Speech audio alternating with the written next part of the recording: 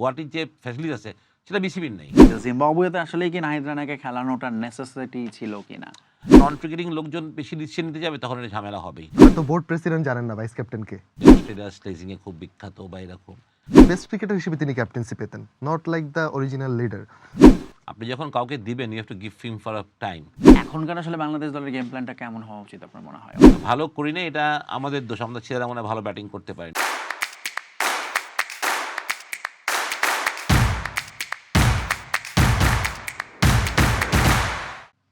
Mir versus Mir is back again, এবং আবারও আমরা সেই বাংলাদেশ নিয়ে কথা বলা শুরু করব, বাংলাদেশ ক্রিকেট দল। এবং বাংলাদেশ ক্রিকেট দল সম্প্রতি আপনারা জানেন যে জিম্বাবুয়ের সাথে হেরে অস্ট্রেলিয়ার সামনে পড়ছে এবং টেস্ট ফরম্যাটে, এবং আমার সাথে আছে ফয়সাল তিতুমির এবং বাংলাদেশ ক্রিকেট টিমের এর আগে অস্ট্রেলিয়ার মাটিতে টেস্ট সিরিজের অধিনায়ক খালেদ মাহমুদ সুজন ভাই। সুজন ভাই, থ্যাংক ইউ আমাদের মীর ভার্সেস মীরে জয়েন করার জন্য। থ্যাংক ইউ সুজন ভাই। মানে 23 বছর পর বাংলাদেশ গেল ফাইনালে অস্ট্রেলিয়া, এবং আপনি এই সময়টায় ন্যাশনাল টিমের সঙ্গে পুরো সময় যুক্ত ছিলেন। আপনার হাত ধরে যারা ক্রিকেটার বারবারই বলেন তামিম সাকিব, তারা কেউ অস্ট্রেলিয়ায় খেলেনি এবং লাকিলি মুশফিকুর রহিম খেলছেন। সো আপনি আসলে অ্যাজ আ সাবেক ক্রিকেটার, কোচ এবং ক্রিকেটারের স্টেক হোল্ডার হিসেবে আসলে এই বাংলাদেশের অস্ট্রেলিয়া সিরিজটা কিভাবে দেখছেন, আগে সেটা বলবেন। সবচেয়ে বড় কথা, অনেক বছর পর অস্ট্রেলিয়া গেছে বাংলাদেশ, এটা দুইটাতে ম্যাচ সিরিজ খেলতে। তো আমি মনে করি যে 2003-এর যেই বাংলাদেশ আমরা ছিলাম বা যেই অস্ট্রেলিয়া ছিল, মাইটি অস্ট্রেলিয়া ছিল, এখন মনে হয় থিংস চেঞ্জ। এখন বাংলাদেশ যথেষ্ট পরিণত একটা দল। আমি মনে করি টেস্টে আমরা এখন ম্যাচ জিতি, টেস্ট জিততে পারি, সিরিজ জিতি। আর অস্ট্রেলিয়া আমার মনে হয় ওই বিশ্বমানের যে অস্ট্রেলিয়া দলটা ছিল, যেটা Matthew Hayden, Justin Langer, Ricky Ponting, Steve Darren layman, মানে সত্যি পেস বোলিং এ গিলস্পি, ব্রেটলি, ম্যাকগ্রা, শেন ওয়ার্ন। তো ওই রকম একটা টিম এখন অস্ট্রেলিয়া না আসলে। আমি বলবো কোনোভাবে অস্ট্রেলিয়া ছোট করে দেখার নাই, বিশ্ব সেরা দল। একটা টিমে ম্যাকগ্রা এবং গিলেসপি যাওয়ার পরে ব্রেটলি আসতো, এটাই তো একটা ভয়ানক বিষয়। তারপর শেন ওয়ার্ন। তো ওই রকম দল না, বাট তারপরেও যথেষ্ট শক্তিশালী। বাট সেক্ষেত্রে আমাদের শক্তি অনেক বেড়ে গেছে। আমি বলি 2003-এর বাংলাদেশ থেকে এখন 2026 বাংলাদেশে অনেক পরিবর্তিত একটা দল। আমি আশা করি যে আমরা যথেষ্ট প্রতিরোধ গড়ে তুলবো, ভালো ক্রিকেট খেলবো, সেটা আমি বিশ্বাস করি। মানে 2003-এ যেমন ডেভিড হুকস একটা কথা বলেছিলেন যে বাংলাদেশ একদিনে টেস্ট ম্যাচ খেলে, ওইটা বলার সাহস এখন আর কারোর হবে না আর কি। এটাই সবচেয়ে বড় ব্যাপার। এবং টিমটা দেখলেও মনে হয় এবার অস্ট্রেলিয়া অনেক কঠিন একটা দল দিয়েছে, যারা স্বাভাবিক ওরাও করেছে, ওরা ওদের বেস্ট টিমটাই হয়তো বা দিয়েছে। না, এটা তো টেস্ট চ্যাম্পিয়নশিপের খেলা, সো অবভিয়াসলি তারা তো সিরিয়াসলি নেবে। আর অ্যাডভান্টেজটা বাংলাদেশের আছে একটু একটা জায়গায়, আমি বলি ওয়েদার কন্ডিশনটা আমাদের মনে হয় যে ওদের থেকে আমাদের বেশি ওয়েদার হবে, কারণ আমরা এই ওয়েদারেই ডারউইন আর ম্যাকের ওয়েদারও গরমই হবে। তো আমার মনে হয় যে এখানে বাংলাদেশ যথেষ্ট, মানে আমরা গরমের সাথে অভ্যস্ত, ইউজ টু, মানে আমরা যেই গরম থেকে ট্রেনিং করে গেলাম, সুতরাং আমাদের তো প্রবলেম হবে না। আর অস্ট্রেলিয়ানরা হয়তো বা তাদের ক্যাম্পটা হয়তো এখন ডারউইন বা ম্যাকেই হয়েছে, বাট ওরা তো এই ডারউইন আর ম্যাকেতে এত টেস্ট ম্যাচ বা এত ক্রিকেট খেলে না, to be very honest. But তারপরেও কন্ডিশন ইজ অস্ট্রেলিয়ার ফেভারেবল, ওদের ফলেই থাকবে। বাট আমাদের হয়তো বা কন্ডিশন, ওয়েদার কন্ডিশনটা হয়তো বাংলাদেশের পক্ষে একটু হলেও থাকবে। বাট তারপর আমি মনে করি এখন আমাদের এটাই মাপকাঠি, অস্ট্রেলিয়ার সাথে আমরা টেস্ট ম্যাচ খেলবো, ভালো করবো, এটাই আমাদের মাপকাঠি। এবং ওদের মাটিতে এটাই মাপকাঠি। আমরা তখন এদের সাথেই ফেস করতে পারি না, বড় বড় দলের সাথেই আমাদের। যদি আমরা অস্ট্রেলিয়ার সাথে এই সিরিজটা ভালো খেলি, তাহলে আগামী ফিউচারে হয়তো বা 23 বছর অপেক্ষা করতে হবে না আমাদের নেক্সট টেস্ট ম্যাচ খেলার জন্য। মিরান মাসুদ, আজকে মানে you are agreeing with everything, Bangladesh cricket নিয়ে ভালো ভালো কথা হচ্ছে। না, বাংলাদেশ ক্রিকেট দল অস্ট্রেলিয়ার মাটিতে খেলতেছে, এতেই আমি খুশি, কারণ অনেক বছর ধরে আসলে এই জিনিসটাই চাচ্ছিলাম, যাতে অস্ট্রেলিয়ার মাটিতে, ইংল্যান্ডের মাটিতে বেশি বেশি সিরিজ। আচ্ছা, আমাদের দর্শকরা মোটামুটি জানে, বাট সুজন ভাইকে জানানো দরকার। মীর রাহান মাসুদ হচ্ছে অলওয়েজ মনে করে যে বাংলাদেশ ক্রিকেট টিমকে সে নানাভাবে ডিমিন করার চেষ্টা করে। জিম্বাবুয়ের সাথে হারের পর আসলে অস্ট্রেলিয়ার মাটিতে সিরিজ খেলতে যাচ্ছে, এবং জিম্বাবুয়ে এমন একটা দল যাদেরকে আমরা অনেক বছর ধরে ওই যে নানাভাবে আমরা বলি খেলার সাথে, আমাদের যখন খারাপ খেলে তখন একটা সিরিজ ফেলে দেয় জিম্বাবুয়ের সাথে। ওইটা যদি একটু পিছনে ফেলি, নস্টালজিয়ার দিক থেকে যদি একটু চিন্তা করি, 2003-এ তো আপনারা অস্ট্রেলিয়ার সাথে তার আগে একটা বা দুটো ম্যাচ হয়তো খেলেছেন। তো ওই সময় আর কি ড্রেসিং রুমে কি ধরনের গল্প হতো অস্ট্রেলিয়াকে ফেস করার আগে? ওই টিমটাও তো সবাই ছিল। আমরা আসলে তখন মানে টেস্ট ম্যাচে তো আপনার নতুন, মাত্র 3 বছর, 2 বছর আমাদের টেস্ট ম্যাচের ইতিহাস। তার মধ্যে আমার মনে হয় কয় নম্বর টেস্ট, আমি মনে হয় আমরা তখন 10 টেস্টও পেরোইনি, এরকম কিছু হবে। তো সে মধ্যে অস্ট্রেলিয়ার সাথে খেলা, এরকম একটা দলের সাথে খেলা যারা বিশ্ব চ্যাম্পিয়ন, মানে ওয়ার্ল্ড লিডার্স, বেস্ট ক্রিকেটার্স। তো আসলে আমাদের প্রেশার থেকে আমাদের রোমাঞ্চটা বেশি ছিল, ওদের সাথে খেলবো, এক্স্যাক্টলি, এবং অস্ট্রেলিয়া কন্ডিশনে খেলবো, এটাই। তো আমরা যাওয়ার পর যখন আমি এইমাত্র যেটা বললাম, ডেভিড হিক্সের একটা প্রেসে একটা বলেছিল যে হ্যাঁ। বাংলাদেশ একদিন হচ্ছে, এটা আমাদের খুব মর্মাহত করেছিল, খুব ইনসাল্টেড একটা কথা। টু বি জি, এটা ভেরি কি ভেরি প্রথম টেস্টের পরে? না না, প্রথম শুরু হওয়ার আগেই, সিরিজ শুরুর আগে। সিরিজ শুরুর আগেই এই কথাটা এসেছিল। এবং সিরিজ শুরু, ডারউইন টেস্ট ম্যাচ শুরুর আগে আমাদের একটা সান্ধ্যকালীন চা চক্র ছিল দুই টিমের। হুম। তো এখানে ব্যালকনির মধ্যে আমরা দাঁড়িয়েছিলাম বাংলাদেশি প্লেয়ার, হঠাৎ করে স্টিভ আসলো এবং আসে বললো, Khaled how are you, and আমরা কথা আলাপ শুরু করলাম। ও আমাদেরকে যেটা বললো যে ওর কথা, যে তোমরা কি মিডিয়া ফলো করো? আমি বলছি, হ্যাঁ কতটুক তো করা হয়। বলে, তোমরা কি ডেভিড হুক্সের মন্তব্যটা দেখছো? আমি বলছি, হ্যাঁ দেখছি। রহস্য বলছে, মনে তো করাই দিচ্ছে। হ্যাঁ, তো আমরা প্রথমে ভাবছিলাম মনে হয় মানে কাটাকে যে আরো বেশি, হ্যাঁ। বাট না, ওর সাথে সাথে বললো যে তোমরা এটা মনে ডোন্ট করো। ওয়ারি, এটা একটা বাকওয়াস কথা। You are much much better team than এবং আমি বিশ্বাস করি তোমরা অনেক ভালো টেস্ট ক্রিকেট খেলবা আমাদের সাথে, এবং আমাদের গুড লাক যারা সব করলো। এবং পুরা ট্যুরে যেটা আমরা জানতাম যে অস্ট্রেলিয়া স্লেজিংয়ে খুব বিখ্যাত বা এরকম, বাট হয়তো বা আমরা মিনোজ বলেই কিনা, বা আমরা আউট হয়ে যাচ্ছি অথবা সেই কারণে হোক, অস্ট্রেলিয়া বিহেভ ওয়াজ অ্যাবসলিউটলি ব্রিলিয়েন্ট এগেন্স্ট, মানে বাট সুজন অন ভাই, অফ দ্য ফিল্ড। সেকেন্ড টেস্টে যখন আপনারা 295 করলেন প্রথম ইনিংসে, তখন কি একটু আশা সঞ্চার হয়েছিল যে 295 করে ফেলেছি, স্কোর অন দ্য বোর্ড? না দেখেন, আমরা তো এক্সপিরিয়েন্স না টেস্ট ম্যাচে, আমাদের সেই বোলিংয়ের টাক, তখন আপনি যদি বলেন 10 উইকেট বা 28 ম্যাচ জিতে 20 উইকেট নিতে হয়, নিতে হয়। সেটা আমাদের তো মানে আমি যদি কপটে স্বীকার করি, সেটা আমাদের ছিল না আসলে। সত্যি কথাটা যদি আমি অনেস্টলি কথাটা ওপিনিয়ন দিই, সেটা আমাদের না। হ্যাঁ, যদি ওরা ভুল করে এরকম করে, বাট তারা তো সব মানে আপনি ওয়ার্ল্ড বিটার প্লেয়ার্স, লাইক আপনি ম্যাথিউ এডেনকে বল করা মানে কঠিন একটা Yeah, ব্যাপার, yeah. Justin Langer, Justin Langer. এদেরকে বল করা এগেনস্ট রিকি পন্টিং, গিলক্রিস্টও ছিল এই গিলক্রিস্ট, হ্যাঁ, মানে কঠিন একটা দল, মানে সত্যি কথা বলতে গেলে। বাট হ্যাঁ, আমরা একদিক থেকে উই আর মানে একটা ব্রিদিং স্পেস ছিল যে না, আমরা অ্যাটলিস্ট উই কম্পিট, আমরা চেষ্টা করেছি আমাদের বেস্টটা খেলতে, এবং অস্ট্রেলিয়ার মাটিতে 295 রান করা ইটস নট ব্যাড। মানে আমি বলে করি যে ওই বোলিং এগেন্স্টে করাটা তখন আমাদের মতন একটা ইনএক্সপিরিয়েন্স টেস্ট ম্যাচে, মানে লং মোশন ক্রিকেটে আমরা খুব ইনএক্সপিরিয়েন্স একটা দল ছিলাম, সেই দলের পারফর্ম করাটা খারাপ ছিল না, টু বি ভেরি অনেস্ট। তবে ওই হিসেবে তো ধরুন তখন তো মানুষের এক্সপেকটেশনও ছিল না, মানে আমি অ্যাজ আ দর্শক ধরে নিয়েছিলাম বাংলাদেশ Not অস্ট্রেলিয়াতে really. যাবে, না, সেটা না। একটা দুটো ইন্ডিভিজুয়াল কিছু হয়তো আমরা ব্রিলিয়ান্ট দেখবো। সেটাই, বাট ওইটার এফেক্ট আমার মনে হয় পাকিস্তান সিরিজ আমরা এসেছিলাম, আমরা অলমোস্ট মুলতান টেস্টে Yeah, Exactly. Confident build up হয়েছিল দলের, এগুলো অনেক কিছু ম্যাটার করে, এবং right? দুইটা সিরিজের সাথে আপনার অনেক স্মৃতি আছে আর কি, বিশেষ করে মুলতান টেস্টে। না, ওটাও আমি ক্যাপ্টেন ছিলাম, দুটো test সুতরাং series ওইটা আমি তো 4টা সিরিজ ক্যাপ্টেন্সি করেছি। আমার 4টা সিরিজ ছিল ভয়ঙ্কর, England, south Africa, Australia and Pakistan, মানে 4টাই তখন ওয়ার্ল্ড ফেমাস বেটার টিম। মানে যখন আমি বাংলাদেশ টিমটাকে গুছিয়ে ঠিক করে এনেছি, তখন থেকে আমি আসলে অধিনায়কত্বটা ছেড়ে দিই বা আমার অধিনায়কত্বটা চলে যায়। বাট এই 4টা সিরিজ ওয়াজ ভেরি টাফ ছিল, মানে প্রত্যেকটা যদি আমরা হিসেব করি, আমরা যখন সাউথ আফ্রিকার সাথে হোম কন্ডিশনেই খেললাম, আমাদের উইকেট তখন ওইভাবে প্রিপেয়ার ছিল না, ওরা যেটা করলো, এবং এটা সেম গোজ টু ইংল্যান্ড, তারা আমাদেরকে ব্যাক অফ লেন্থ বল করে গেছে একটা না, 4টা ফাস্ট বোলার খেলাইছে, মানে বল কোনোটা উপর মাথায় আসতেছে, কোনোটা নিচে, আমরা ছাড়তেও পারছি না, খেলতেও পারছি না, এমন একটা অবস্থা হয়েছে। Wow. মানে মানে তখন আমাদের উইকেট আসলে এত ভালো প্রিপেয়ার হতো না আসলে, সত্যি কথা বলতে গেলে, যে আমরা ফ্ল্যাট উইকেট বানাবো যেখানে ব্যাটসম্যানের স্বাচ্ছন্দ্যে ব্যাটিং করবে, এটা হতো না। বাট এর থেকে বেটার উইকেট আমরা মনে করি অস্ট্রেলিয়া পাকিস্তানে খেলেছি, আমি যেটা মনে করি বাংলাদেশের উইকেট বল ব্যাটে আসছিল at least। হ্যাঁ, ভালো উইকেট ছিল, অ্যাটলিস্ট আমরা ভালো কম্পিট করার মতন আমরা খেলেছি।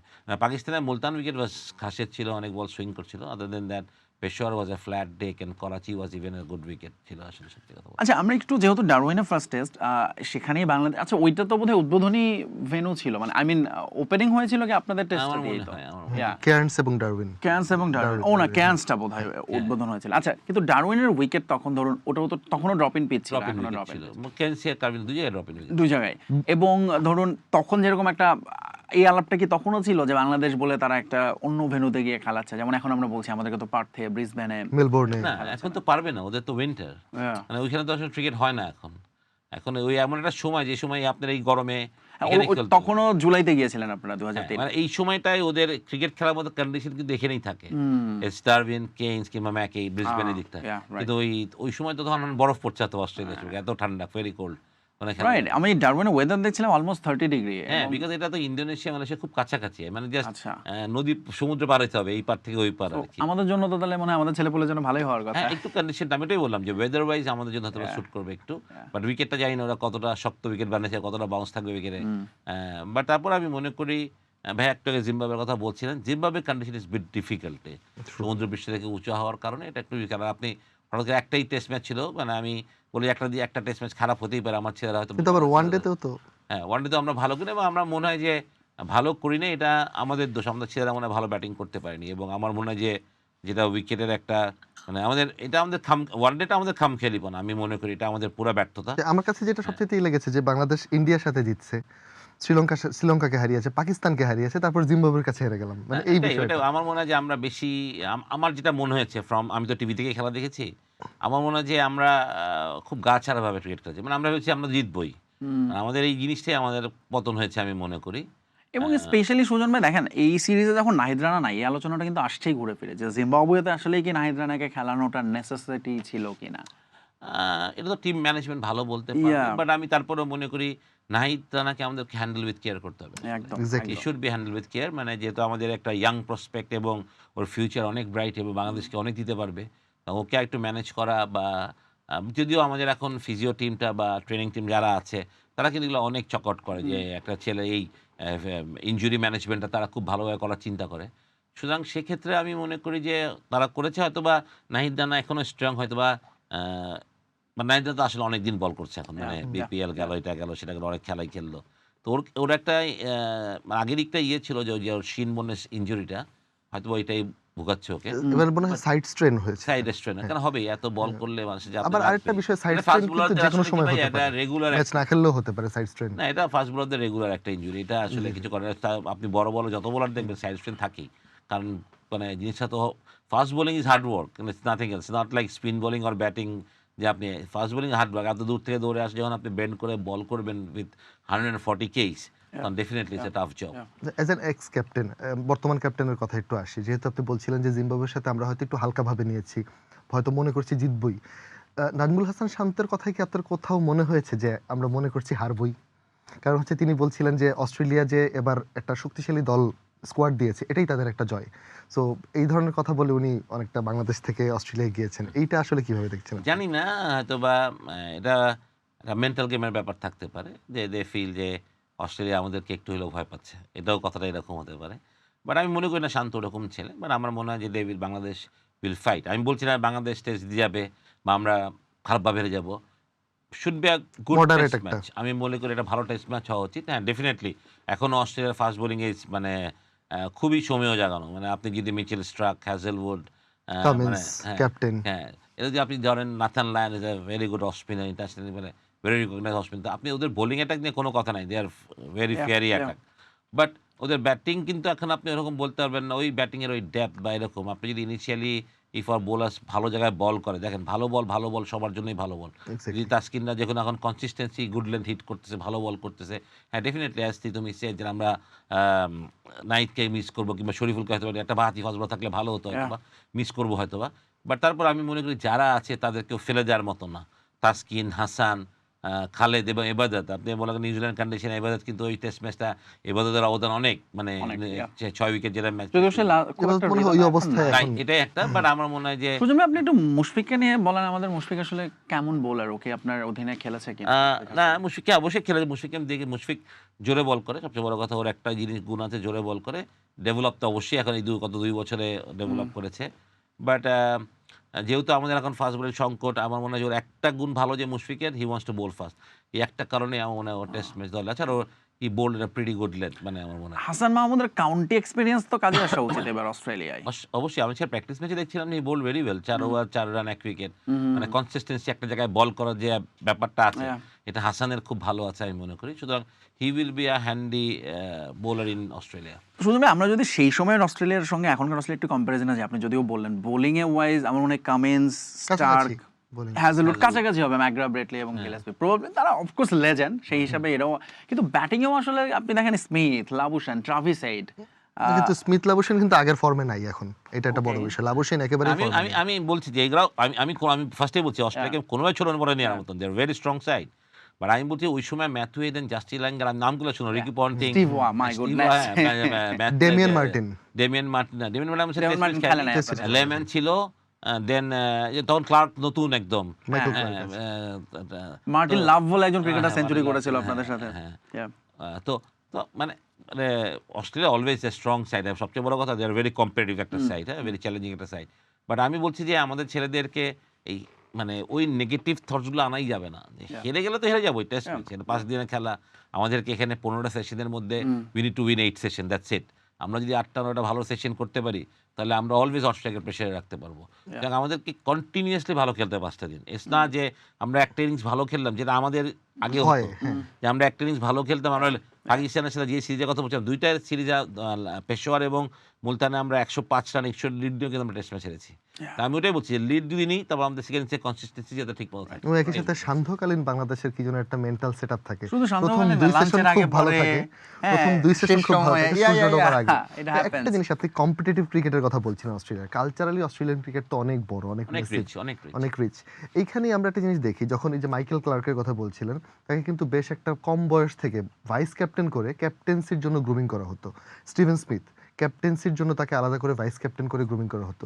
কিন্তু বাংলাদেশ ক্রিকেট বোর্ডে আমরা অনেক সময় দেখেছি যে হয়তো বোর্ড প্রেসিডেন্ট জানেন না ভাইস ক্যাপ্টেনকে প্রশ্ন করা হলে। সো এই জিনিসগুলা কি, যেমন লিটন দাস, তিনি এতদিন ধরে একটু বাইরে ছিলেন ওয়ানডে ফরম্যাটে, হুট করে তাকে ক্যাপ্টেন করা হলো। হ্যাঁ, মেহেদী হাসান মিরাজের কিছু ডিবেকল ছিল এখানে, বাট এই যে সংস্কৃতি ক্যাপ্টেন্সি একটু হুট করে, এটাকে আপনি কিভাবে দেখেন? এটা তো সুজন ভাইয়ের নিজের অভিজ্ঞতা সবচেয়ে বড় আছে কথা তার কি, সঙ্গে। যে আমরা বিশ্বাস করি না। আপনি যখন কাউকে দিবেন, you have to give him for a time.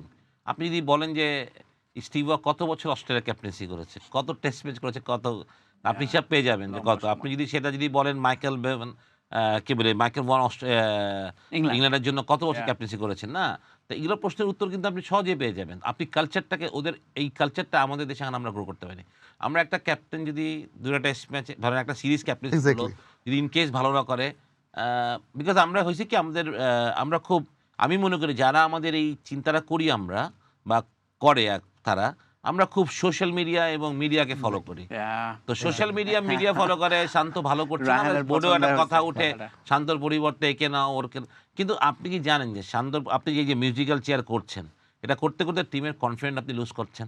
অর্থাৎ একটা ক্যাপ্টেনকে একটু সময় দেন, তাকে তার মতো গুছিয়ে দেন। কারণ ক্যাপ্টেন খালি মাঠের ভিতরে ক্যাপ্টেন্সি না, মাঠের বাইরেও অনেক ক্যাপ্টেন্সি আছে। অন অফ দ্য ফিল্ড আমরা সবসময় একটু একটা কথা বলি। তো এইটা আমরা আমাদের নীতি নির্ধারকরা আমরা ভুল করি, আমি মনে করি। আর আপনি যেটা বলছিলেন রাইটলি সেড, যে একটা ভাইস ক্যাপ্টেন ডেভেলপ করা, নতুন ক্যাপ্টেন, ফিউচার ক্যাপ্টেন, আমরা তো এটা আসলে চিন্তাই করতে পারি না। আমরা জানি না আমাদের who is our future captain. এই ক্যাপ্টেন ম্যাটেরিয়ালসটা আমাদের যে কে হওয়া উচিত, কারণ আপনি যখন এটা নন ক্রিকেটিং লোকজন বেশি ডিসিশন নিতে যাবে, তখন এটা ঝামেলা হবেই, ঠিক না? তো আমার মনে হয় যে আমাদের যেমন একটা কমিটি থাকা উচিত, আমি এখনও মনে করি আমাদের একটা ক্রিকেট কমিটি এরকম থাকা উচিত, যে এটা খালি একজনের হবে না। আপনি 5টা ছেলে আছে যারা আমাদের গ্রুমিং বা যারা ভালো হবে, লিডারশিপ কারা ভালো, খালি লিডারশিপ বলতে মানে আপনি ক্যাপ্টেন্সি করে কিন্তু তার presentation is not up to the standard, আপনি তাকে দিবেন না। আপনি দেশের মানুষ, আমি বলছি না যে ইংলিশ কথা বা বলতে হয়তো হবে বা এখন। তার প্রেজেন্টেশন নিয়ে কাজও করা যেতে হ্যাঁ, পারে। সেটাই বললাম, আমি যে গ্রুম করলে আমরা সবভাবে গ্রুম করতে হবে। ঠিক তো আপনি এই কারণে- দেখবেন যে তার মধ্যে সবচেয়ে বড় কথা, তার বয়স কত, তার ফিটনেস কেমন, সে কত বছর ক্রিকেট খেলবে কতদিন সার্ভ বাংলাদেশের করতে জন্য, পারবে। কতদিন সার্ভ করতে, সবই ব্যাপার আছে। খারাপ ফিলেন, ক্রিকেটে একটা কথাই আছে, form is temporary but class is permanent. It is a class player. Form এদিক ওদিক হবে, খারাপ খেলবে, ভালো হবে, কিন্তু আপনি দেখতে হবে যে আপনি তার মধ্যে সেই লিডারশিপ কোয়ালিটি আছে কিনা, সে কি টিমকে নেতৃত্ব দিতে পারবে কিনা সামনে থেকে। যদি এইটা থাকে, তাহলে এখন থেকে আপনি 3 ফর্মেটে 3টা ভাইস ক্যাপ্টেন দেন, যারা কিনা স্লোলি ডেভেলপ করবে। 2 বছর ভাইস পরে। ক্যাপ্টেন মানে এটাও বলতে হবে, ক্যাপ্টেনকে বলতে হবে যে তার ডিসিশন মেকিং যাতে ভাইস ক্যাপ্টেনকে সে ইনভলভ করে। রোল থাকে। হ্যাঁ, অর্থাৎ মানে সে একটা নাম কষ্টে ভাইস ক্যাপ্টেন থাকলো, ক্যাপ্টেন মাথা ব্যথার জন্য বাইরে গেল, তখন সে ক্যাপ্টেন্সি করলো, এটা না করে বরং ডিসিশন মেকিং এর সময় যখন টিম সিলেকশন হবে, সে যাতে ইনভলভ থাকে, বা কোনো একটা ক্যাপ্টেন চিন্তা করে, তখন তাকে যারা ইনভলভ থাকে, তাহলে কি হবে, সে একটা কনভারসেশন শুনবে কোচ এবং ক্যাপ্টেনের, and he will learn from it, যে কী কথা হচ্ছে তাদের মধ্যে। তো তারও যখন নেক্সট ইয়ার একটা অপরচুনিটি তৈরি হবে কথা বলার, হি উইল টক সেন্স, যে সে কি বলতে যাচ্ছে। তো আমার মনে হয় এই জিনিসগুলো খুবই উচিত আমাদের। তা আমরা মানে আপনি যদি ওইভাবে চিন্তা করেন, সাউথ আফ্রিকা, গ্রাহাম স্মিথ কত বছর ক্যাপ্টেন্সি করেছে, এবং এটা- 21 বছর বয়সে ক্যাপ্টেন হয়েছিলেন তিনি। আপনি স্টিভ ওয়ার কথা বললাম, আমি ওয়ার্নের কথা বললাম, আপনি সৌরভ গাঙ্গুলির কথা বলেন, এরা কিন্তু লং টাইম ক্যাপ্টেন্সি এবং আরেকটা মজার বিষয় হচ্ছে, এরা কেউই কিন্তু টিমের বেস্ট ক্রিকেটার না। না, লাইক সচিন ছিল, ভন কিন্তু টিমের বেস্ট ক্রিকেটার না, No, স্টিভ ওয়াও না। না, কোনোভাবেই না। বাংলাদেশে দেখা যায় যে সাকিব আল হাসান যখন ছিলেন, বেস্ট ক্রিকেটার হিসেবে তিনি ক্যাপ্টেন্সি পেতেন, not like the original leader. বা তামিম ইকবাল যখন হয়েছে, তিনি বেস্ট ব্যাটার হিসেবে ক্যাপ্টেন্সি পেতেন। ইভেন লিটন দাসও হোয়াইট বলে অনেক ভালো করছেন বা ভালো করছেন। তবে একটা জিনিস একটু আলাদাভাবে আপনার সাথে আলাপ করতে চাই, যেহেতু আমি অনেক বছর ধরে আপনাকে আমরা কোচিং রোলে, আমাদের জেনারেশন কোচিং রোলে অনেক বেশি দেখেছি, আপনার কথাবার্তা ফলো করেছি। বিশেষ করে নাজমুল হাসান শান্তকে আপনারা যেভাবে ব্যাকআপ দিয়েছিলেন ওই সময়ে, আমি প্রতিটাই শুনেছি যে প্র্যাকটিসে তাকে ডিফারেন্ট লাগে। প্রথম কয়েক ম্যাচে যখন সে খারাপ করছিল, বারবার তার সম্পর্কেই প্রশ্ন আসতো যে শান্ত কেন দলে, শান্ত কেন দলে? তখন কিন্তু আপনি আর নান্নু ভাই খুব ভালো ব্যাকআপ দিয়েছিলেন। সো এই যে নাজমুল হাসান শান্ত আজকে একজন ক্যাপ্টেন ম্যাটেরিয়াল হিসেবে এই মুহূর্তে টিমকে লিড দিচ্ছে ব্যাটিংয়ে, এবং তার ক্যাপ্টেন্সিও দেখার মতো আসলে। তার কথাবার্তা সবকিছুই অনেক বেশি, এবং আবাহনীতেও তিনি দীর্ঘদিন খুবই ভালো করেছেন। সো এই পুরো ব্যাপারটা আপনার এখন কেমন লাগে? এই জার্নিটা কেমন ছিল? ভালো, কারণ শান্তনুর মধ্যে ছোটবেলা থেকেই সেই জিনিসটা দেখতে আমার অ্যাটিটিউড ছিল আসলে। আপনি একটা প্লেয়ারের অ্যাটিটিউড দেখলেই বুঝতে পারবেন ও উইনিং অ্যাটিটিউড ছিল, ও জিততে ভালো ক্রিকেট খেলছে, কম্পিটিটিভ ছিল, আর মানে ইনভলভ থাকতো। He is a very much involve cricketer in cricket. মানে ও ক্রিকেট ছাড়া আমার মনে হয় না ওর মধ্যে কিছু আছে এখন। ইদানিং ফুটবল হ্যাঁ, দেখছে কয়েকদিন। হ্যাঁ। না, বেশ বাট ও প্রেডিকশন ক্রিকেট থেকে টেডিকশন। খুব হ্যাঁ। সে সেটা অনেক ইয়ে করে, সময় দেয় ক্রিকেট কিনে, তার অনেক চিন্তাভাবনা। তা আমার মনে হয় যে দেখে না, শান্ত যদি ওই সময় বাদ পড়ে যেত, এক্স্যাক্টলি। তাহলে যেটা হয়তো একটা রকিং চেয়ার হতো এই জায়গাটা, ঠিক না? কিন্তু আপনাকে বিশ্বাস করতে হবে যে যেই ছেলেটা বাংলাদেশ ইনভেস্ট করেছে from under 15 to under 19 to HP to এটি, Yeah. তারপর আপনি ওই ছেলেটাকে যখন ন্যাশনাল টিমে আনবেন, ইফ ইউ ডোন্ট পারফর্ম, আপনি তাকে 1-2 ম্যাচ খেলে বার করে দেবেন, তাহলে আপনার পুরো ইনভেস্টমেন্টই তো loss. This is your product, যেই প্রোডাক্টটা আপনাকে সামনে থেকে নেতৃত্ব দিবে একসময়, এবং সেটাই হচ্ছে। তো মিরাজ বা শান্ত, যারাই এখন ইয়াংস্টার, ওই ব্যাচটার ক্রিকেটার আমি বলি, Yeah. মুস্তাফিজরা সব আপনার 12 আর 19 ব্যাচেরা, মনে হয় 12 না, তো আমার মনে হয় 14 আর 19 ব্যাচেরা। তো এই ব্যাচটা যেমন আমি, সাইফুদ্দিন, ওরা সব একসাথেই খেলছে তখন, লিটন দাসও ছিল ওই টিমে। তো ওই প্লেয়ারটা কিন্তু দেখেন এখন বাংলাদেশ আবার 20 এর 19 দলটাও তৌহিদ হৃদয়, শরীফুল, শরীফুল, ইমন। আপনার ইমন, তানজিদ তামিম, তারপর শামীম পাটোয়ারি আছে হয়তো, শামীম হ্যাঁ, পাটু, এটার হ্যাঁ, উপরে। মানে অনেকেই যারা। সুতরাং আমাদের পাইপলাইন দিয়ে প্লেয়ার আসছে না, এই কথাটা অনেকে বলে, কিন্তু আপনি দেখেন পাইপলাইনের প্লেয়ার বাংলাদেশের আসলে, প্রত্যেকটা ক্রিকেটারই ফ্রম দ্য পাইপলাইন। বিশেষ করে অনূর্ধ্ব দলগুলো যদি থেকে। আমি ওইভাবে, তাসকিনও আমাদের 17 খেলেছে, এবার সবাই কিন্তু আমাদের পাইপলাইনের প্লেয়ার, এমন না যে কেউ মুশফিক তো আছেই। মানে সবাইকে যদি আপনি সিনিয়র প্লেয়ার, যদি মুশফিক থাকে, মুশফিক থেকে ধরে যদি আপনি যে সবচেয়ে ইয়াং প্লেয়ারটাকে আনেন টিমের মধ্যে, সেও কিন্তু পাইপলাইনে, অমিত মজুমদারকে আনেন, সেও একটা পাইপলাইনের প্লেয়ার দিয়ে। আচ্ছা, সুজমে যেহেতু ক্যাপ্টেন্সি নিয়ে কথা হচ্ছে, শান্তকের কথা হচ্ছে, let's talk about game plan. মানে আপনি 2003 সালে তো একরকম গেম প্ল্যান ছিল আপনাদের, এখনকার আসলে বাংলাদেশ দলের গেম প্ল্যানটা কেমন হওয়া উচিত আপনার মনে হয় অস্ট্রেলিয়া সিরিজে? বা আপনি আজ এই টিমের সঙ্গে থাকলে আসলে কি বলতেন দলকে? সবথেকে বড় কথা, আমাদের উইকেটটা খুব ইম্পর্টেন্ট। উইকেটটা কিরকম থাকে, বাট আমি যেটা মনে করি যে আপনি ডিফেন্সিভ ক্রিকেট খেলার দিন চলে গেছে কিন্তু। টেস্ট ম্যাচেও মানুষ এখন এগ্রেসিভ থাকে, অ্যাটিটিউড থাকে একটা। বাট তাই বলে আমি বলছি না যে, মানে আমরা যখনই একটা বলি যে অ্যাটিটিউড বা এগ্রেসিভ খেলার কথা, তার মানে প্রতি বলই মারতে হবে, স্ট্রং। Yeah. আমি যদি বলটা ছাড়ি, Yeah. পজিটিভ লিভ করি, সেটাও কিন্তু আমার এগ্রেসিভ ব্যাটিং, ঠিক না? তো আমাদের কথা যে এখন আমাদের সবচেয়ে বড় কথা, আমাদেরকে ফার্স্ট কথা হচ্ছে যে নিজের ঘর গুছাতে হবে। We have to bat.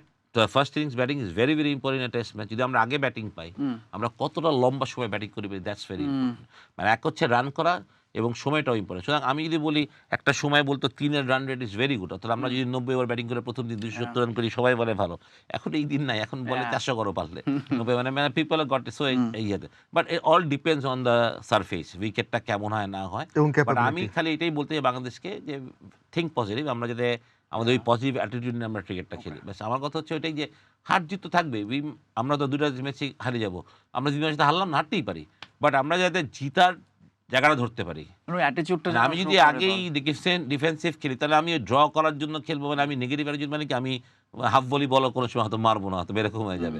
But আমি যদি অ্যাগ্রেসিভ থাকি, অ্যাটিটিউড থাকে, তাহলে হয়তো আমি 2টা টেস্ট ম্যাচ যদি আমি জিতার চিন্তা করে খেলি, you never know, you can win. আচ্ছা, এই অনেকটা কি এগ্রেসিভ চিন্তা থেকেই মনে হয় যে তানজিদ তামিমকে টেস্টে ইনক্লুশন করানো, এবং are you okay with it যে তানজিদ কি বেশি আর্লি হলো? আমার সানাদ জয়সূর্য যদি টেস্ট ওপেন করতে পারে, তামিমও করতে পারবে, তারপর আমার মনে হয় একটা পজিটিভ প্লেয়ার থাকা ভালো। But Yeah. তামিমকেও জিনিসটা নিতে হবে, ওকে যে দায়িত্বটা বাংলাদেশ টিম দিয়েছে, টেস্ট ওপেনার একটা, সুতরাং ওকেও ওয়ান ডে থেকে আরেকটু, আমি বলবো যে আরেকটু মানে সিলেকশন অফ দ্য বলের ক্ষেত্রে একটু বিবেচনা করতে হবে। শর্ট সিলেকশন, শর্ট সিলেকশনটা, ওটা যদি ও করতে পারে, তাহলে আমার মনে হয় যে he is a very good player. মানে অপোনেন্টকে প্রেসারে ফেলে দেওয়ার জন্য ইজ এ গুড প্লেয়ার। সেক্ষেত্রে বাংলাদেশের ওপেনিং পেয়ার কি মানে এরকমই হচ্ছে, তানজিদ তামিম এবং সাদমান, নাকি সৌম্য সাদমান? মানে এই তিনজনের দুইজনই তো আসলে বলতে পারবে। তো আমি মনে করি যেহেতু সৌম্য সাদমানকেই তারা আবারও কি বলে, সাদমান এবং তামিমকেই তারা এই প্র্যাকটিস ম্যাচ ওপেন ব্যাটিং করবে, তো আমার মনে হয় যে ওরা দুজনেই খেলবে হয়তো। সব্য হয়তো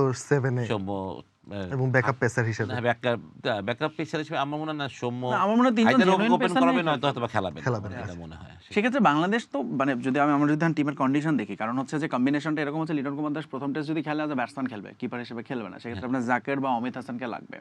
তখন আসলে বোলার কি বাংলাদেশ 4 জন বোলার নিয়ে খেলাটা ওয়াইজ হবে কিনা? তিনজন পেসার এবং একজন স্পিনার, সেটা তাইজুলও হতে পারে, মিরাজও হতে পারে। আমার মনে হয় বাংলাদেশ 5টা বোলার নিয়ে খেলবে। মিরাজকে নাম্বার 7 ব্যাটিং করাবে, 8, 9, 10, 11 4টা বোলার খেলবে। আমি যেটা মনে করি, কারণ মিরাজ স্কোর 100, সুতরাং ওই সংশয়টা একটু দূর হয়ে গেছে।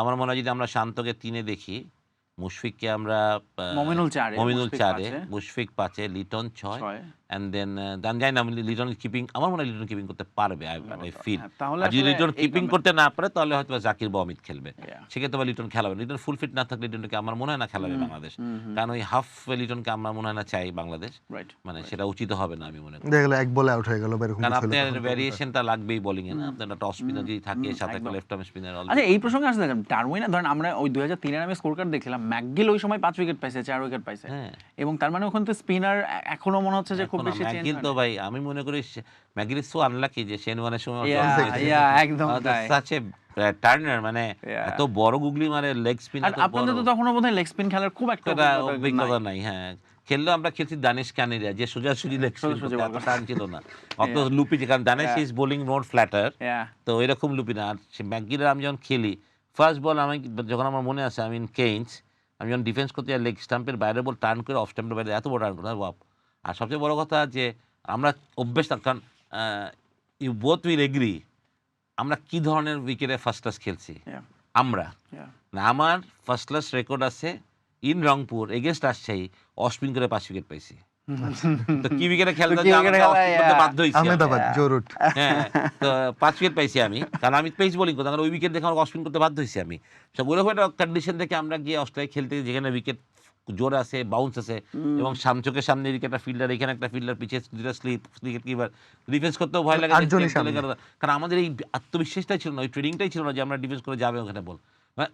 এখন হয়তো আমরা এই কথাগুলো খুব সহজ বলছি, আসলেও কিন্তু আমাদের এত না, একদমই তাই। স্পেশালি আমি বলি, মানে এখন এটা নিয়ে হয়তো আমাদের সোশ্যাল মিডিয়ায় যেরকম অনেকের কথা হয়, বিশেষ করে স্পেশালি এমন একটা জেনারেশন যারা হয়তো ওই খেলা দেখেই না, তারা খেলাই দেখছে 2007-এর পর থেকে, যখন সোশ্যাল মিডিয়া টি-20 ক্রিকেট, ফলে তারা এখন এই ধরনের স্ট্যাটিস্টিক্স পরিসংখ্যান নিয়ে হয়তো তারা আমি কি বলবো ট্রল করতে পারে। বাট ওই সময়ে বাংলাদেশ দল, আমরা যখন বাংলাদেশে আসলে আমরা খেলা দেখছি, উই নো আমি সত্যি কথা বলি যে আমরা টেস্ট ম্যাচ তো অনেক টেস্ট ম্যাচে এই যেমন যেটা হয়েছে যে ইনিংস ব্যবধানে হেরেছে অস্ট্রেলিয়া, আমরা দুটো টেস্ট ইনিংস ব্যবধানে হেরেছি, দুইটা জোরে ফাস্ট বোলার আসছে খুব ভালো, তারপর আসছে একটা মিডিয়াম, অত জোরে না। আমরা এই দুনিয়া দেখি নাই আসলে। If you go to against England, মানে হগার্ড, হারমিসন, 4টা পেসার ওদের একদম পাড়ায় দিচ্ছে সে, জোন্স 4টা পরপর ফাস্ট বোলার বল করছে। আপনি যদি সাউথ আফ্রিকা দেখেন, মাখায়া, শন পোলক, তারপর সব জোরে বোলার। মানে আবার যদি আমি অস্ট্রেলিয়া বলি, যে ম্যাকগ্রা আর গিলেস্পি ঠিক আছে একটু বাউন্স সুইং হ্যান্ডেল করছি, ম্যাকগ্রারও তো ভয় পাইতো না, অত জোরে বল না, Brett Lee and Shane, how do you handle, মানে বোলিং তখন ইন্টারন্যাশনাল। আমি এটাই বললাম যে ইভেন পাকিস্তান, হ্যাঁ, শোয়েব আখতার, ওয়াসিম ওয়াকার, সবাই মানে মুশি ভাই, মানে যেটাই, মানে এরা সবাই, মানে ওই বোলিংটাই সব তখন আমার মনে হয় ইন্ডিয়ার বোলিং একটু উইক ছিল আমার কাছে, কেন জানি না। ইন্ডিয়ার পেস বোলিং, জাভাগাল শ্রীনাথ, ভেঙ্কটেশ প্রসাদ বা এরকম এই পেসে, বা একমাত্র জাভাগাল শ্রীনি 135-40 করতে হয়। তুই এখন আর কিছু বলছিস না? না, আমার আসলে মানে শোয়ের প্রায় একদম শেষ দিকে আমরা, বাট আমার লাস্ট দুইটা ছিল ইন্ডিয়া নিয়ে কথা বললেও, কিন্তু মানে ইন্ডিয়া এই মুহূর্তে 2010-এর পরে পেস সেটআপ যেভাবে শুরু করেছে, এবং প্রত্যেকটা পেসার তাদের কিন্তু বেশ ফ্রুটফুল, এবং এক্স্যাক্টলি আমার মনে হয় বাংলাদেশও এই জায়গাটাই প্রাউড ফিল করতে হবে। আমাদের pace setup is very good. আপনি এটা যদি ইন্ডিয়া, আপনি যদি একবার ঘুরেন তাহলে আপনি বুঝতে পারবেন এটার বিহাইন্ড কি। ইন্ডিয়া ফাস্ট বোলার তো তৈরি করে দেয় নাই, মানে মেশিনে করে বের করে আনে নাই, সিস্টেমের মধ্যে দিয়ে ইন্ডিয়ান ক্রিকেটে ফাস্ট বোলিং ডেভেলপ হয়েছে। আপনি যদি ইফ ইউ রিমেম্বার কলকাতার উইকেট একটা সময়ে, যেখানে ইন্ডিয়া আমাদের মতন স্পিন করে হারাইতো অপোনেন্টকে, কলকাতার উইকেটে হইলো কি গ্রাস টপ উইকেট হইলো, গ্রিন, ওইখান থেকে আসতে আসতে কলকাতায় এখন দেখেন কত ফাস্ট বোলার দিয়ে বল 140 কেস। মানে ইন্ডিয়া তখন একটা পুরো একটা মানে ইয়ে হলো যে সারা ভারত মানে জুড়েই ওদের এত ফাস্ট বোলার তৈরি হইলো। আপনি আইপিএল টিমগুলোতে দেখেন এখন 140 নিচে কোনো পেস বোলারই খেলে না। সুতরাং আমার মনে হয় যে সার্ফেসটা খুব ইম্পর্টেন্ট। উইকেট যখন আপনি স্পিন উইকেট ছিল, স্পিনার তৈরি হয়েছে, এখন কিন্তু আর ইন্ডিয়া ওই স্পিনার তৈরি হয় না। মানে আপনি বলেন ঠিক আছে, আগে তো ইন্ডিয়ার সবখানি স্পিনার খালি না, আপনি দোষীর আমল থেকে যদি ওইভাবে চিন্তা করেন স্পিনারে ভরা, কিন্তু এখন দেখেন ইন্ডিয়ার ফাস্ট বোলিংয়ের পাইপলাইন তৈরি করছে শুধুমাত্র, এবং ইন্ডিয়া যে পরিমাণ অর্থ ব্যয় করছে টুয়ার্ডস ক্রিকেট, এবং শুধু আমি বলতে চাই এটা কোনো সেন্টারে না যে মুম্বাইয়ে করছে কিংবা দিল্লিতে করছে, প্রত্যেকটা। আমরা গুয়াহাটিতে আমাদের যে ওয়ার্ল্ড কাপের আমরা ওইখানে আমরা ছিলাম, আমাদের ক্যাম্প ছিল গুয়াহাটিতে। গুয়াহাটি শুনতে আমরা সবাই জানি গুয়াহাটি একটা গ্রাম, টু বি ভেরি অনেস্ট। গুয়াহাটিতে গিয়ে আমার মানে আই ওয়াজ সারপ্রাইজ যে ওদের যে ফ্যাসিলিটিস যা দেখলাম আমি, এক্স্যাক্টলি। এবং যেটা শুনলাম যে ইন্ডিয়া প্রতি বছর ক্রিকেট বোর্ড মানে ইন্ডিয়ান ক্রিকেট বোর্ড প্রতি বছর প্রত্যেকটা স্টেট যে 40টা না 42টা দল আছে তাদের প্রতি বছর 100 কোটি করে রুপি দেয় to run their own show. Exactly. তা আপনি বুঝেন ওদের ক্রিকেট ডেভেলপ করবে কিনা? আমরা কোনো জেলাকে কি 1 কোটি টাকা দিতে পারবো? না, দিস ইজ কোনদিন দেয়? এই কারণে আমাদের উইকেটের কোনো ইনফ্রাস্ট্রাকচার নাই। গুয়াহাটির যেই নাই। মাঠ আছে, আমি ছোট করে দেখতেছি না, আমাদের এটা বলা উচিত না, গুয়াহাটির যে ফ্যাসিলিটি আছে সেটা বিসিবির নেই। আমি বলছি ন্যাশনাল টিমের নেই। যে মাঠ বা আউটডোর প্র্যাকটিস ফ্যাসিলিটি বা খালি মানে আপনি অবাক হবেন ওটা দেখলে। যে স্টেডিয়াম আমাদের স্টেডিয়ামের এক্স্যাক্টলি, এবং গুয়াহাটিতে তো আমরা রেগুলার ম্যাচ দেখি। এক্স্যাক্টলি। সুতরাং বিরাট আপনি কোহলির বেশ কয়েকটা বড় বড় হ্যাঁ, সেঞ্চুরি আপনি আছে তাহলে ওখানে। দেখেন যে ওদের এই সব জায়গায়, আর এখন আমি পুনে, মুম্বাই, ইন্ডিয়া এগুলো বাদই দিলাম। দিল্লি এগুলো ওদের স্টেট আমি বাদ দিলাম যে ওরা কেমন ফ্যাসিলিটিস ওইখানে আছে। তো সুরেন ভাই, মানে আমি একটু খুব পার্সোনালাইজড একটা প্রশ্ন করি। আমরা তো একদম শেষ পর্যায়ে চলে এসেছি শোয়ের। আর একটা জিনিস আমি খুব মিস করি যে আপনার উপস্থিতি, আমরা তো টেলিভিশনে দেখতাম বা মাঠে বসে দেখতাম, ইন ড্রেসিং রুম। বাংলাদেশের ড্রেসিং রুম আপনি কতটা মিস করেন? দেখেন, আমি যদি সবসময় মনে করি যে আমার যেখানে চাহিদা আছে বা প্রয়োজন আছে সেই জিনিসটা আমি সবসময় ভালোভাবে করতে চাই। আর যদি আমি মনে করি আমার প্রয়োজন নাই, সেটা আমি আসলে তখন মিস করি না আসলে। এখন এটা অভ্যাস। যখন আমি বাংলাদেশ টিমের সাথে ছিলাম, I was very much involved, এবং আমি রিয়েলি এনজয় করি মানে টিমের সাথে থাকতে, ড্রেসিং রুম করতে। কারণ মানে আমার এক্সপিরিয়েন্স, হয়তো আমি অত ভালো ক্রিকেটার ছিলাম না, বাট আমার ক্রিকেট নলেজটা হয়তো এত খারাপ স্টিল ছিল না। বাংলাদেশের মোস্ট মেমোরেবল উইনগুলোর সাথে আপনার হ্যাঁ, নাম আছে। তা আছে হয়তো, বাট আমি সেটাই বলছি, আমি ক্রিকেটটাকে এনজয় করি সত্যি কথা বলতে টিমের সাথে। আহ, তো যখন আমার প্রয়োজনটা কমে গেল বা আমি মনে করি, যখন আমি আসলে এখন মনে আসে না যে আমার ড্রেসিং রুমে থাকতে হবে বা ছিলাম, মানে একটা সময় আমি রিয়েলি এনজয় করছি যখন এই 4-5 বছর মানে ইট ওয়াজ ভেরি মানে আই এনজয়েড। মানে আপনি দেখেন, আমি শ্রীলঙ্কায় গিয়ে নিদাহাস। নিদাস ট্রফিতে আমি নাগিন দাসও করছি ছেলেদের সাথে গিয়ে, ঠিক না? এক্স্যাক্টলি। মানে আমি এক বোর্ড ডিরেক্টর, আমার এসব মাথায় থাকে না যখন আমি করি, তখন আমি পুরোপুরি I am the involved part একদম। Of the team. আমি মনে করি সবসময় পার্ট অফ দ্য টিম। আপনি গ্লাস ভাঙছিলেন? না, না, গ্লাস আমাদের সাকিব ভাঙছিল। রাগ বলা হলো না যে কে ভাঙছিল, এটা বলা উচিত না, বাট ওই রাগের ছেলে তখন সাকিব ভাঙ। বাট হ্যাঁ, মানে আই থরলি এনজয়েড, বাট না এখন অতটা মিস করি না। থাকলে ভালো থাকতো, বাট যে মিস করি, আমি এখন স্টিল আমি কোচিং করাই, আমি মাঠেই থাকি সারাদিন। সুতরাং এখন আমার অন্যান্য কাজগুলো আরও বেশি হয়তো বা আরও কমিটমেন্টগুলো বেড়ে গেছে। আমি যেহেতু ঢাকায়ও নিজের একটা ক্রিকেট একাডেমি করছি, সুতরাং এখানে আমার কমিটমেন্ট অনেক বেশি। কিন্তু মাঝখানে তো সুজন ভাই কথা শোনা যাচ্ছিল আপনি আবার coming back to national side. না, এটা না, আমি বিসিবিতে আমাকে একটা দায়িত্ব দেওয়া হয়েছে। ওকে, নতুনলি আমাকে অ্যাপয়েন্টেড করা হয়েছে as a consultant for age group cricket. Great. তো উইচ আই বিলিভ যে সেখানে আমার হয়তো বা অনেক কিছু করার করা থাকবে। থাকবে, এবং আমার এক্সপিরিয়েন্স আমাকে সেখানে হেল্প করবে টু ডু অল থিংস। কিছু চেঞ্জেস খুব নিডেড, তো ওগুলো আমি চেষ্টা করব, মানে বিসিবি যদি আমাকে সাপোর্ট দেয়। স্পেশালি আপনি আজকে এই শোতে আমরা সারফেস নিয়ে, উইকেট নিয়ে খুব কথা বলেছি। বাংলাদেশে মানে আপনি যেটা বলেন আপনাদের সময় যেরকম উইকেটে খেলেছেন, এখনো কি খুব বেশি তো র্যাপিড চেঞ্জ তো হয় নাই বাংলাদেশ? না, এইটাই তুমি যেটা কথা বললে, মানে তুমি যেটা টাচ করতে চাও, আমি এজ গ্রুপে এটাই করতে চাই। Yeah, I want to play them in a good wicket, যে ছোটবেলা থেকেই তাদের Exactly. বিশ্বাস। যেমন আমরা Exactly. বলি না, আগে আমরা, ইফ ইউ রিমেম্বার, আমরা ছোটবেলায় বলতাম সচিন তেন্ডুলকার কিভাবে অন দ্য রাইজ ড্রাইভ করে, হ্যাঁ, মানে এত ট্রাস্ট কেমনে, বা ইংলিশ প্লেয়াররা উইকেটে বলে এমনি ছেড়ে হ্যাঁ, দিচ্ছে, ছেড়ে দিচ্ছে। হ্যাঁ, উইকেটের উপরে চলে যাচ্ছে। হ্যাঁ। আমরা জীবনে পারবো এটা? হ্যাঁ। কেন বলে আমাদের উইকেট তো বল করে নিচু হয়, তা আমাদের স্বাভাবিক, আমাদের বলে আমরা কেন ফ্রন্ট ফুট প্লেয়ার, বাধ্য আমরা ফ্রন্ট ফুট প্লেয়ার হইতে।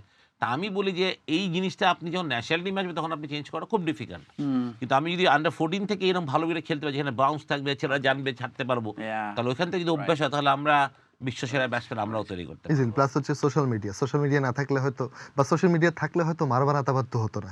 বা সচিন টেন্ডুলকারদের যুগে সচিন কিন্তু প্রথম 2 ম্যাচে যে এরকম খেলেছেন, পরে 4-5 বছর কিন্তু এত কনসিস্টেন্ট ছিলেন না। মারবার আতাবাধ্য প্রথম সেঞ্চুরি পেয়েছেন 6 বছর পরে ক্রিকেট খেলা শুরু করার। সেটা তো অবভিয়াসলি। আর প্রথম ইনিংসগুলো সব জিরো। হ্যাঁ, এক্স্যাক্টলি, প্রায় 5-6টা জিরো। ওকে, আমরা মির ভার্সেস মির আজকে ফার্স্ট মানে নতুন করে আমাদের শুরু করার পর ফার্স্ট এপিসোড সুজন ভাই ছিলেন আমাদের সঙ্গে। আমরা একটু শেষ করব বাংলাদেশ অস্ট্রেলিয়া সিরিজ দিয়েই। অজি মানসিকতার কথা একটা বলা হয়, অজি মানসিকতা, বিকজ অস্ট্রেলিয়ায় গিয়ে অস্ট্রেলিয়ার মাটিতে পারফর্ম করলে তারা কিন্তু আবার অন্যরকম ভাবে সেটার রেসপেক্টও দেয়, যেটা ধরুন বিরাট কোহলি করেছে অস্ট্রেলিয়ার মাটিতে অনেকে। সো বাংলাদেশের জন্য এটা একটা দারুণ অপরচুনিটি সেদিক থেকে চিন্তা করলে। মানে আপনি নিজের এক্সপেকটেশন কেমন এবং আপনার প্রেডিকশন কি, সেটা কি বলবেন এই না, আমি তো সেটাই বললাম, আই এম ভেরি এক্সাইটেড। আমি খুবই এক্সাইটেড যে এত বছর পর আমরা গেছি। আমি এই টিমটার প্রতি যথেষ্ট আমার বিশ্বাস আছে। দেখেন, খারাপ ভালো it's part of the life, it's part of the game. খারাপ হতে পারে, ভালো হতে পারে, বাট আমার বিশ্বাস যে এই দল ভালো করবে, এবং এরা অস্ট্রেলিয়া যথেষ্ট ভালো ক্রিকেট খেলবে। মানে আমরা যদি আমাদের ক্রিকেটটা খেলি, জি। তাহলে মানে টেস্ট আমরা জিততে পারবো না এই কথাটা আমি একবারও বিশ্বাস করি না। ওকে, সো আপনার মনে হয় যে এই সিরিজে বাংলাদেশের এক বা একাধিক সেঞ্চুরি হবে বাংলাদেশের ব্যাটার? অবভিয়াসলি আমি বিশ্বাস ওকে, করি। সেটা একটা দারুণ ব্যাপার হবে অস্ট্রেলিয়াকে। রায়হান, what নাম is গেস your করেন তো দেখি, prediction? হ্যাঁ, নাম গেস করেন দু একজনের। আমি তো শান্তর নামই বলবো। আচ্ছা, আমার কাছেও মনে হচ্ছে শান্ত, শান্ত করবে। আর টেম্পারমেন্ট ভালো। মানে সিনিয়র মেম্বারকে বাদ দেওয়া যাবে না, Yeah, মুশফিকুর মুশফিকুর রহিম, রহিম। exactly. ওকে বাদ দেওয়া যাবে না। Exactly. ও যে আঁকড়ে ধরে বসে থাকবে এবং ও ঠিকই রান করবে, আমি বিশ্বাস করি। ওর এক্সপিরিয়েন্স ওকে, Exactly. এটা বাংলাদেশ টিমের জন্য অনেক বড় একটা এই ব্যাপার। এই মুশি মুহূর্তের দলে জন্য আছে। মুশি আসলে আমি অনেক বছর শান্ত, ওয়েট মুশি, করেছে। মুমিনুল তিনজনকেই দেখি। মুশি মুমিন তো অবশ্যই যারা সিনিয়র দুটো প্লেয়ার। লিটন যদিও খেলে নাম্বার 6 ব্যাটিং করলে কতটুকু অপরচুনিটি থাকবে জানি না, ওর মধ্যেও সেই মেধা আছে। আর উপরে দিয়ে যদি আমি বলি সাদমান, তামিম, আমি মনে করি যে নতুন বার হ্যান্ডেল করা অলওয়েজ ডিফিকাল্ট, আর অস্ট্রেলিয়ার কন্ডিশন আরও ডিফিকাল্ট উইথ হ্যাজ, বাট তারপরেও যদি ওরা সেট হয়ে যায় ওদের মধ্যেও 100 করার অ্যাবিলিটি আছে আসলে। আর বোলিং এ 5 উইকেট আমাদের। আমি তো তাসকিনকে দেখি সবসময়, মানে এটা আমি ছোটবেলাতে তাসকিনকে দেখি, অ্যাগ্রেসিভনেস আছে। হাসানকে আমি দেখি ডেফিনেটলি, মানে ওর যে অ্যাকিউরেসি Spinning এবং condition. ওর বোথ ওয়ে সুইং, আমি মনে করি যে ওর মধ্যে সে অ্যাবিলিটি আছে। আর তাইজুলকে ফেলাই দিয়ে না, তাইজুল মিরাজ ডেফিনেটলি তারা Always মানে dark অনেক horse আমাদের experience Taijul, yeah. Spinner in world cricket, মানে মোর দেন নাথান লায়নের থেকে বেশি এক্সপিরিয়েন্স আমার মনে হয় মিরাজ আমাদের। আর তাইজুল তো অনেক এক্সপিরিয়েন্স, মানে তার এখন তো বাংলাদেশের মনে হয় highest wicket taker in test match আছে নাকি, তো ওর এক্সপিরিয়েন্স তো অনেক। এক্স্যাক্টলি। তো রায়হান, কি মনে হয় আমরা কি দুইটা টেস্টের মধ্যে কোনো একটা? আমার মনে হয় 1-1 ওয়াও, 1-1। না, আমার মনে হয় 2-0 হবে। অস্ট্রেলিয়া 2, নাকি বাংলাদেশ? বাংলাদেশ ও 0, আচ্ছা। অস্ট্রেলিয়া 2। সুজন ভাই? না, আমি এখনই প্রেডিক্ট করতে রাজি না, বাট আমার মনে হয় যে it will be a good competitive cricket হবে, Yeah. খুব ভালো। বাট আমি রায়নের সাথে থাকবো, আমি চাই 1-1 হোক ওকে, at least আমরা। ওকে, Thank you so much. এই প্রথমবারের মতো রায়ান বাংলাদেশ বলছে অস্ট্রেলিয়াকে একটা টেস্ট জিতবে। না, what happened to you? Bangladesh কিন্তু এই কাজগুলোই করে। ব্রাজিল হেরে যাওয়ার পর থেকে তোর মধ্যে অনেক চেঞ্জ। মাউন্ট মঙ্গানুই থেকে আপনি হ্যাঁ, ভাবছিলেন নিউজিল্যান্ডকে অনেক যদি আমরা change. হারাতে পারি ওদের Yeah. কন্ডিশনে গিয়ে, Yeah, no, of course, you why never not? know, তবে না, আমি সুজন ভাই যেটা চাইবো আপনার ওই কথাটাই, যে আমি বাংলাদেশের কাছে পজিটিভ ক্রিকেট দেখতে চাই। ওইটাই। তো এর জন্য অস্ট্রেলিয়া বলে, অস্ট্রেলিয়া তো কি হইছে ভাই, সেটাই চোখে চোখ রেখে খেলো। এটাই আমাদের Yeah. স্ট্যান্ডার্ড এখন, Yeah. এটাই আমাদের স্ট্যান্ডার্ড, ওদের সাথে জিততে হবে আমাদের, এটাই আমাদের standard. Exactly. Thank you so much Khaled Mahmud Sujon, you সাবেক so much. অধিনায়ক, এবং অস্ট্রেলিয়া যে 23 বছর আগে আমাদের নস্টালজিক করে দেয় আসলে, সেটার ক্যাপ্টেন ছিলেন খালেদ মাহমুদ সুজন। আমাদের প্রথম মির ভার্সেস মিরে আজকে নতুন করে যেটা শুরু হলো সেটাতে ছিলেন। থ্যাংক ইউ সুজন ভাই। Thank you. থ্যাংক ইউ, তো আপনাকে ধন্যবাদ দেবো আমি। থ্যাংক ইউ, আপনাকেও ধন্যবাদ। আজকে ঝগড়াঝাটি করেন নাই, it was a good show. Alright. So ভালো থাকবেন সবাই, আমাদের সঙ্গে থাকবেন, আলাপের সঙ্গে যুক্ত থাকবেন। আজকের মতো বিদায় নিচ্ছি, বাই বাই, টাটা।